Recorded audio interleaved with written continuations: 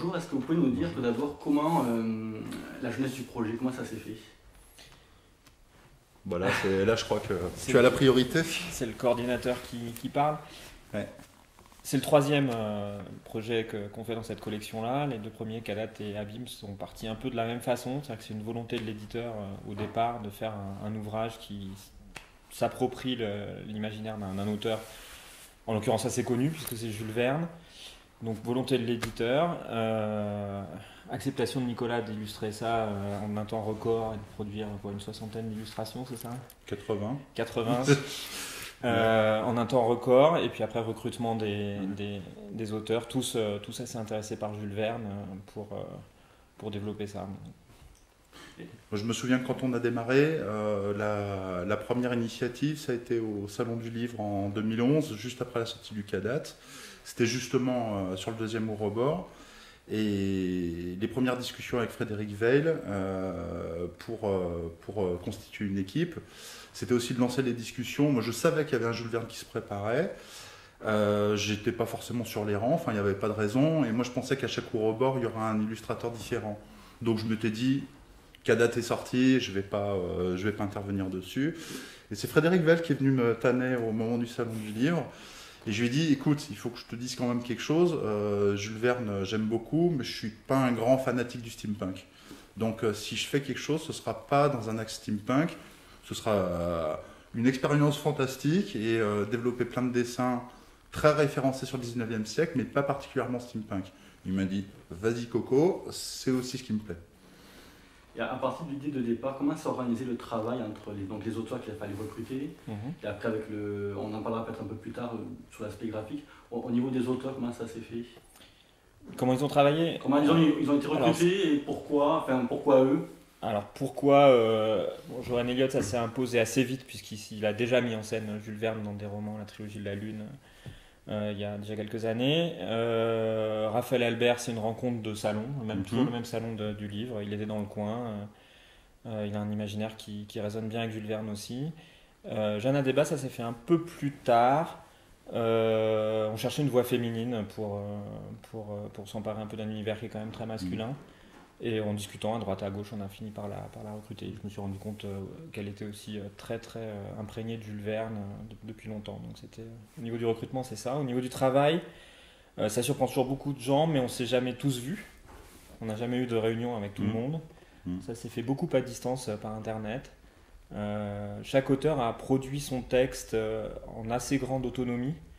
Ensuite, moi, je les ai redécoupés, réorchestrés, si on peut dire, les uns entre les autres, mais ils l'ont fait en assez grande autonomie, en discutant quand même par Internet, parce qu'il y a quelques endroits où les personnages se croisent, des événements communs, ou des choses comme ça.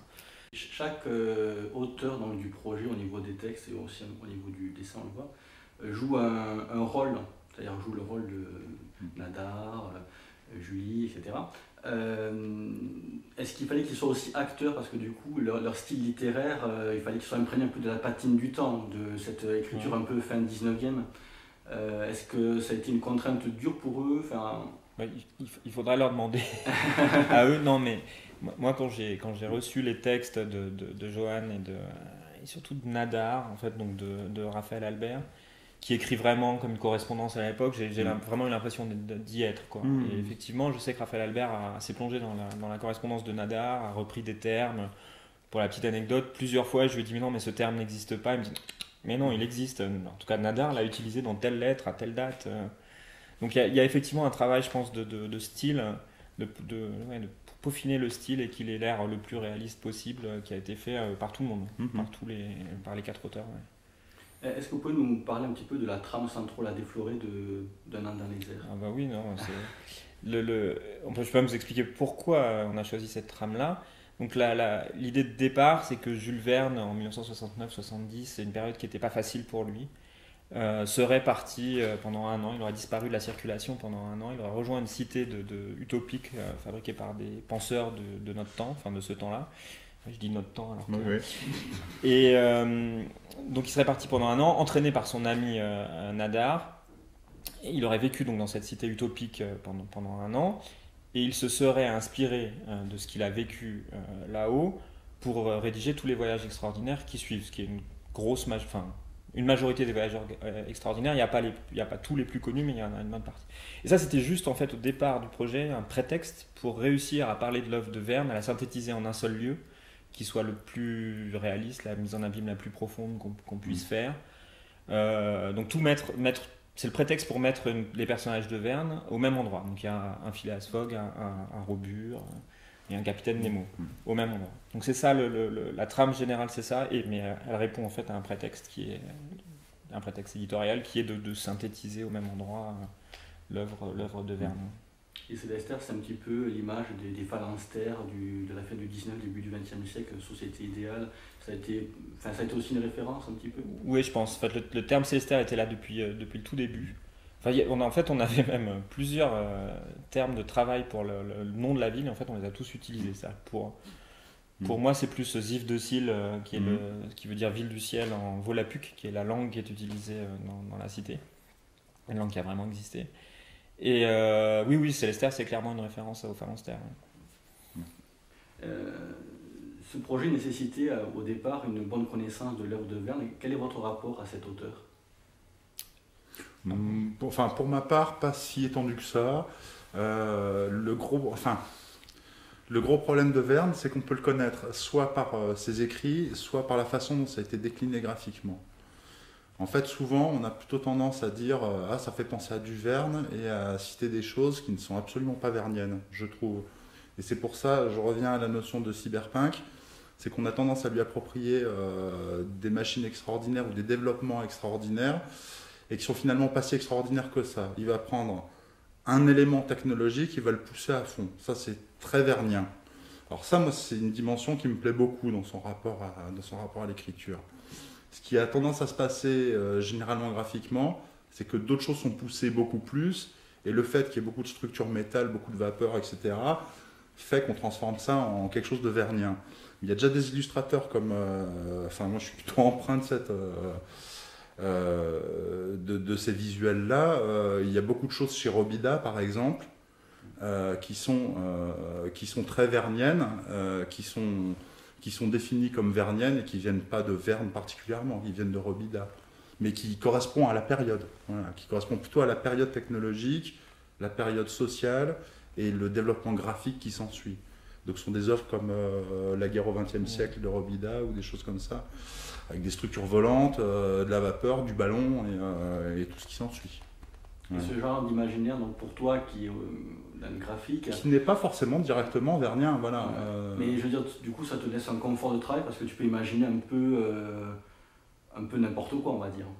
Tu peux pousser ta création... Oui, mais avec quand même la volonté de travailler ça comme pouvaient le faire les dessinateurs il y a un siècle et demi. Et ça, c'est une notion, un dessin, c'est très difficile ça. C'est-à-dire que quand on dessine quelque chose du passé en faisant quelque chose de fantastique, il y a soit on le fait avec notre œil actuel, soit on le fait dans l'ambiance et dans les thématiques de l'époque. Et là, ça n'a rien à voir. C'est-à-dire que la préoccupation, qui est peut-être moins... la préoccupation, ça va être de faire voler du métal, là. Voilà. Donc ça peut être une préoccupation vernienne, mais c'était aussi une préoccupation des dessinateurs de l'époque. Ce qui est finalement plus du tout notre problème aujourd'hui. Voilà. Et le rapport à Verne pour toi, Raphaël ? Au niveau des... c'est un truc de... Jules Verne, c'est comme pour beaucoup de gens, c'est un truc de gosse. J'ai découvert tout petit avec les histoires du Capitaine Nemo, les mystérieuses, tout ça. Je l'avais ignoré pendant de nombreuses années et je me suis replongé très volontiers dans son œuvre. En passant en revue tous les voyages extraordinaires, donc à 70, quelque chose comme ça, en faisant des idées de tout ce qu'il y avait un peu dans chacun, en repérant ceux qui allaient résonner le mieux avec l'histoire qu'on voulait raconter. Donc c'est les 500 millions de la Bégomme, j'y reviendrai d'ailleurs, pour l'aspect utopique, une ville flottante qui est en fait un bateau, un huis clos un peu sur un bateau, Robur le Conquérant, qui ne sont pas forcément les plus connus, donc les relire, se réapproprier tout ça. Et j'ai découvert évidemment plein de choses que j'ignorais complètement maintenant. Et l'autre chose qui est importante, c'est qu'en plus de Verne, il y a les deux autres personnages réels qui sont mis en scène, qui sont Nadar et Pascal Grousset, qui n'est pas très connu. Pascal Grousset, c'est la partie que j'ai écrite moi. Et donc pareil, lire aussi des choses de la même époque, mais d'auteurs différents, donc Pascal Grousset et Nadar. Et l'anecdote à propos des 500 millions de la Bégomme, c'est quelque chose que pas beaucoup de gens savent et que je ne savais pas du tout avant, c'est qu'en fait, la première version des 500 millions de la Mégom n'a pas été écrite par Jules Verne, mais a été envoyée par Pascal Grousset depuis l'Angleterre où il était en exil à l'éditeur de Jules Verne, qui lui a renvoyé en lui disant refais-le-moi un peu plus vernien, et puis qui après l'a édité sous le nom de Jules Verne. Donc, c'est un peu, on s'est, les trois autres auteurs aussi, on s'est un peu aventuré comme ça dans la redécouverte de l'œuvre et approfondir un peu, et en particulier, c'est la même chose que tu disais au niveau graphique, les aspects historiques et au-delà vraiment de l'univers purement vernien. Même si un analyse est très cohérent dans la relation image-texte, on a l'impression que chacun des deux groupes, on va dire le groupe de texte et les images, peuvent vivre par elles-mêmes. On le sent beaucoup dans les dessins, on sent qu'il y a des histoires derrière tes dessins. Est-ce que c'était pensé vraiment comme ça au départ? Alors, c'est ce qui est génial avec ton travail, c'est que tu es un cinquième auteur en fait, vraiment. Tu amènes dans l'histoire tes propres éléments et ta propre. Effectivement, les illustrations pourraient quasiment être autonomes, je pense. Oui, alors elles pourraient être quasiment autonomes, mais en même temps, elles n'ont de sens qu'à partir du moment où elles sont toutes réunies. Pour moi, c'est l'un des principes fondamentaux de l'illustration. C'est-à-dire que au-delà des textes, justement, l'image doit amener quelque chose qui est dans les textes, mais qui n'est pas dit textuellement. Parce que sinon, ça ne sert à rien, l'écrivain l'a déjà dit. J'ai eu des discussions avec Raphaël Albert, il a eu la même relation en voyant certains dessins et en disant « je ne vais pas écrire là-dessus, ça ne sert à rien, de toute façon, Nicolas va le dessiner ». Et donc il y a eu ce chassé-croisé, il n'y a pas que moi qui l'ai fait en plus. C'est ça qui est marrant, c'est que. Et Jeanne, pareil, je pense qu'il y a des choses sur lesquelles elle a rebondi, en se disant de toute façon, Nicolas il va aborder ça aussi, moi je vais faire autre chose. Et oui, c'est en racontant une deuxième histoire à l'intérieur des images que la cohésion se fait, oui, fatalement. Parce que illustrer juste le propos de ce qui est dit n'a en fait aucun intérêt. Si c'est pour refaire des boulons alors qu'ils viennent d'être décrits deux lignes avant, je trouve que ça sert à rien. Mais tu mets le doigt sur un truc, en tant que directeur de collection là-dessus, c'est une des choses qui me fascine le plus quand on prépare un Eurobord comme ça, c'est qu'effectivement, il y a plusieurs voix, il y a les 4 auteurs et l'illustrateur, chaque histoire quasiment indépendante, même entre auteurs, je pense qu'on peut séparer les textes et ça reste relativement intéressant. Et néanmoins, en mettant tout ensemble, il se crée des liens entre les illustrations, les textes de l'un, les textes de l'autre, et ça forme un tout qui, j'espère, est assez cohérent à la fin, mais qui naît vraiment de l'incohérence, de l'autonomie des acteurs du projet au départ. Ça, moi, ça me fascine. Il y a des correspondances comme ça que personne voit, et d'un seul coup tu dis ah mais en fait il parle de ça, c'est forcément lié à ce que l'autre a dit là. C'est pas calculé, c'est des trucs qui surgissent. Il y a un autre élément graphique important, c'est la galerie de portraits. Est-ce qu'on peut en parler un petit peu, qui du coup donne vraiment ce côté réaliste un petit peu Les vraies fausses photos. Alors les vraies fausses photos, ouais, il y a beaucoup de vraies photos. Alors bon, ma femme travaille dans la photographie, elle travaille dans l'antiquité photo. Donc, et ensemble, moi je collectionne aussi la photographie. Donc on a un assez gros fond du 19e, pas si gros que ça, mais on en a quand même pas mal. Un fond de cartes de visite, de portraits, de trombinoscopes comme ça du 19e. Donc il a été assez facile de faire une première sélection. En fait, dès le démarrage, je suis allé piocher dans les fonds pour faire une sélection d'une centaine de portraits à peu près, que j'ai tout numérisé et que l'on a tous regardé. Avant tout, on avait. Avant qu'ils soient transformés, mais en se disant, tiens, il y a des pistes là, t'as vu les barbes là, elles sont vraiment marrantes, plein de motifs, d'aspects et de mise en ambiance juste par des têtes de personnes qui sont fait photographier au 19e. Sur cette période-là en plus, par contre, là c'est assez précis, on est vraiment sur cette tranche-là. Ouais. On est sur des photos qui vont de 1860 à 1875 à peu près, ni plus ni moins. Et c'est suite à ce matériau, à ce premier matériau, à cette première base de données, qu'on a déjà sélectionné les personnes, une fois que les textes étaient écrits, en fonction mais tu vas peut-être pouvoir en parler aussi, mais en fonction de ce trombinoscope. Et après, moi de m'amuser à en transformer certaines pour des besoins spécifiques de l'histoire. Voilà. Oui, il doit y avoir, sur les pages de garde, on a 48 photos, c'est ça? Ouais, c'est ça. Ouais. Qui font un galerie de portraits, un peu tous les personnages qui sont mis en scène. Il y en a peut-être je sais pas, les 3/4 qui sont juste je colle un personnage sur une photo existante. Ouais. Puis après, tu es allé en rechercher d'autres pour remplir quelques vides et faire un trombinoscope qui soit assez exhaustif. Et oui, c'est un travail de correspondance, quoi, s'amuser à ok, tel auteur a mis en scène tel personnage, essayer de trouver la gueule qui va avec. Et ça donne pas mal de vécu, je trouve, ça rend le truc assez. C'est une bonne mise en abîme, ça rend le truc assez réel, quoi. Comment on explique le succès encore de Jules Verne de nos jours? Est-ce que vous avez des éléments de. C'est une bonne question. Il y a quelque chose de très très fondateur, je pense.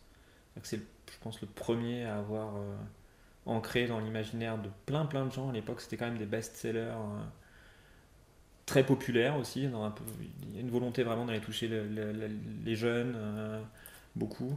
Magasins d'éducation et de récréation.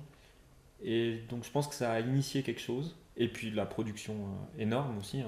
C'est quand même 70 romans. Au-delà de ça, oui, je trouve que c'est la dimension d'anticipation chez Jules Verne. Et c'est autant en image comme en littérature, il y a des choses qui vieillissent, qui peuvent vieillir très vite. Si on prend le cyberpunk, le cyberpunk des années 90, je trouve que ça a terriblement vieilli. Et par rapport à ça, j'aurais envie de mettre en parallèle des gens comme Kadik ou Greg Egan aujourd'hui, qui sont plus dans l'anticipation en fait, et Verne est dans l'anticipation. C'est-à-dire qu'il prend plus des choses de son époque et il les décale d'un coup juste pour pousser le concept jusqu'au bout. Mais pas trop loin, il reste... Pas trop loin. Et ça faisait qu'à l'époque, ça a dû être bien reçu parce que compréhensible et appréhendable. Et aujourd'hui, intéressant parce que si on se remet dans le 19e, on se dit que c'est juste. Et cette justesse-là, elle perdure en fait.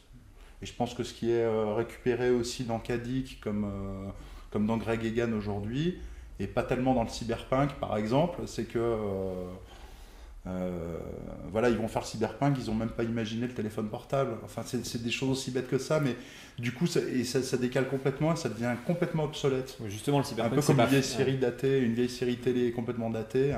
Le cyberpunk, c'est précisément fait pour pas être crédible en fait, parce que tu revisites, tu pars sur un autre chemin que celui qui a été le nôtre. Donc précisément, tu joues du décalage, tu t'excites un imaginaire qui est pas le même, je pense.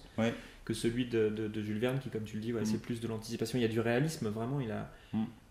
Quand on revisite la plupart des œuvres de Jules Verne aujourd'hui, c'est bourré de choses qui sont pas si idiotes que ça, quoi. Bon, d'accord, on n'est pas allé sur la Lune dans un boulet de canon, mais le Nautilus, il existe. Il y a plein de choses qui sont juste très réalistes.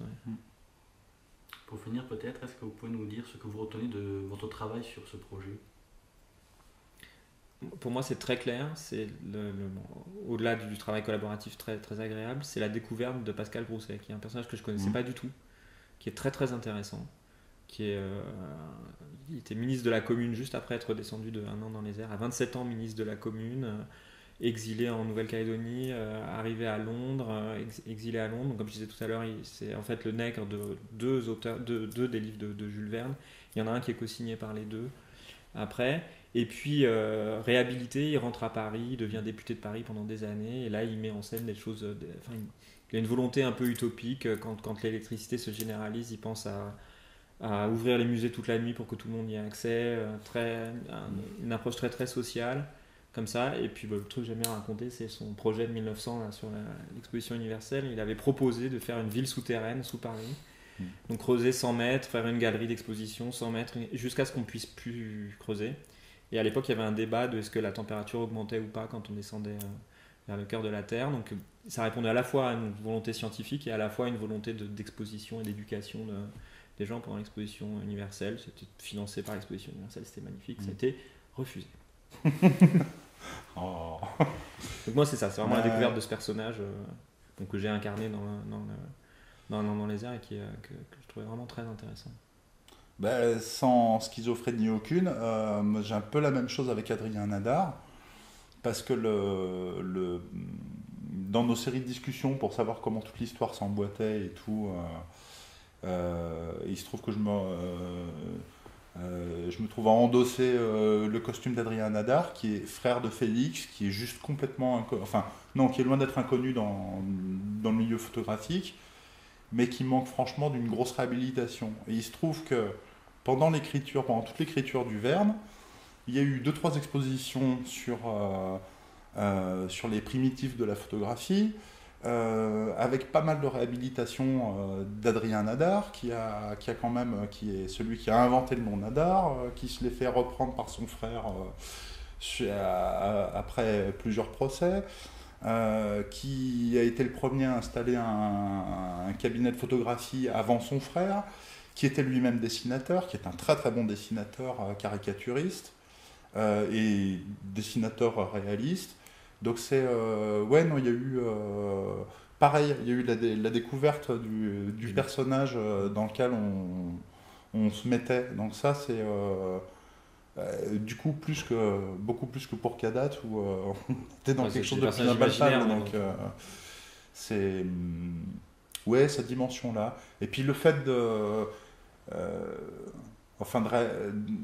quand on fait 80 images, il y a le moment où on les fait pour raconter quelque chose, et puis après il y a ce que raconte l'ensemble une fois que ça a été digéré. Là on est encore dans la phase de digestion, mais j'avais déjà eu ça avec le Kadat en le réouvrant 6 mois après en se disant ah ouais c'est ça quand même, et c'est quand il se dégage un esprit, une idée un peu particulière, et de se dire ben voilà, on a peut-être réussi à mettre quelque chose en place qui a une crédibilité.